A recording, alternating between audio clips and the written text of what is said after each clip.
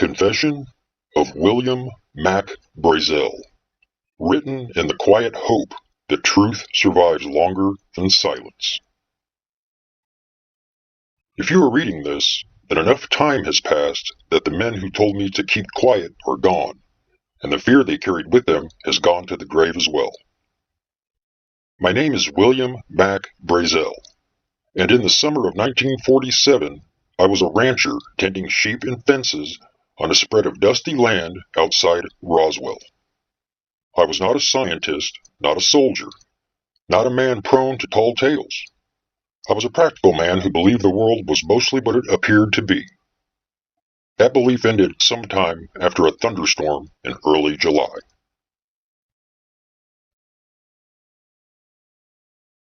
The storm had been violent, loud thunder rolling over the plains and lightning tearing the sky open like paper.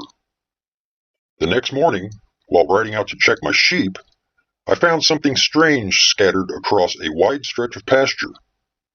At first I thought it was debris from a plane crash, but there was no engine, no wires, no burned earth.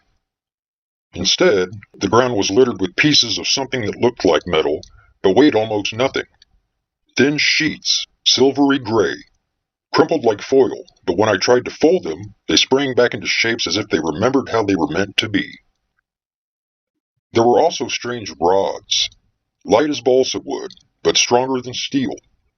Some had markings on them that looked almost like symbols. Not letters I recognized, not numbers either. They looked decorative, almost like purple hieroglyphics stamped into the material. I took a few pieces home. My boy tried to bend one of the rods. He couldn't. I struck a sheet of the metal with a hammer.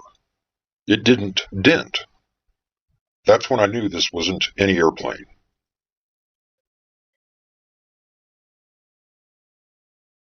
A few days later, I rode into town and spoke with George Wilcox, the sheriff.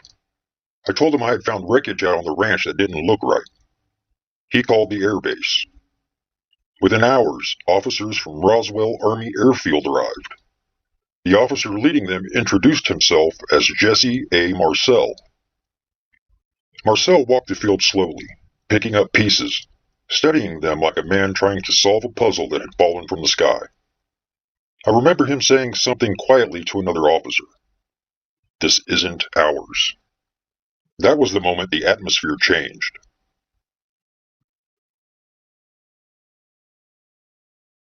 That night, the military sealed off the area. Trucks rolled across my pasture until the ground was scarred with tire tracks. Soldiers walked shoulder to shoulder across the field, collecting every piece they could find. They stayed for days. I was told not to return to that section of my own land. One young soldier accidentally dropped a piece of the material while loading a crate. When he bent to pick it up, another soldier shouted at him like the fate of the world depended on that scrap. Maybe it did. Not long after, newspapers printed a story that the Army had recovered a flying disc. The next day, the story changed. Suddenly, it was only a weather balloon. I remember staring at the newspaper and laughing bitterly. I had seen weather balloons before. Anyone living on the plains had. Weather balloons do not scatter indestructible metal across a mile of pasture. Weather balloons do not require armed guards. Weather balloons do not make intelligence officers whisper to each other.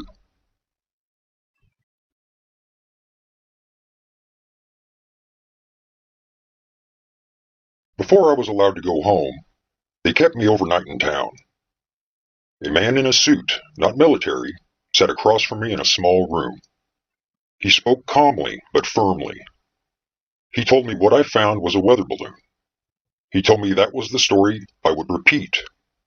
He told me that if I valued my ranch, my family, and my quiet life, I would keep that story simple. Then he slid a piece of paper across the table. I signed it. Not because I believed them, because I understood them.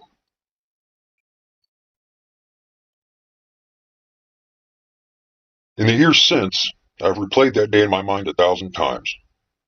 The material I saw beyond anything built in 1947, perhaps even beyond what we can build now. I never saw bodies, I never saw a craft, but I saw enough to know this. Whatever broke apart over my ranch was not made by human hands.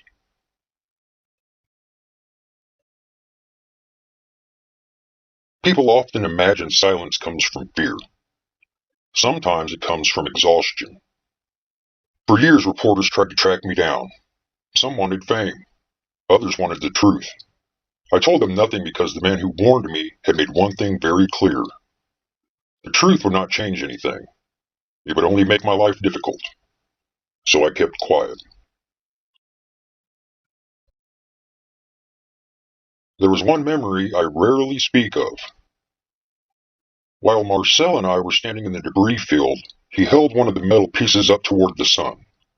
Light ran across its surface in strange colors, almost like oil on water.